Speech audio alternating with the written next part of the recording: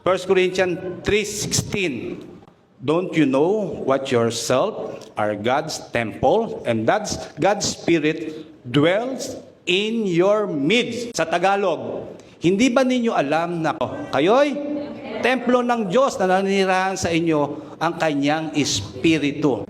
Ay, huwag kayong magduda, nasa inyo po ang banal na Espiritu Santo once na tinanggap nyo. Say amen. Ano po to? Gloves or guantes. Itong gloves, wala namang buhay ito eh.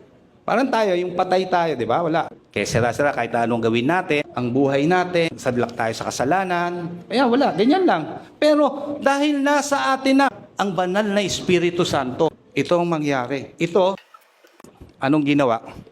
Pumasok, di ba? Ayan. Andito na ngayon. Yung guantes na kaninang ginaganong-ganon ko, may buhay. May gumagalaw na ngayon. Ganon din po tayo. Nasa inyong Holy Spirit, ang mga nagagawa nyo dahil bunga ng Espiritu Santo. Nagagawa ko to. Hindi. Ang Holy Spirit ang gumagawa sa'yo dahil nasa iyo siya. Tinanggap mo siya ng buong puso, pinanampalatayaan nyo. Amen po ba?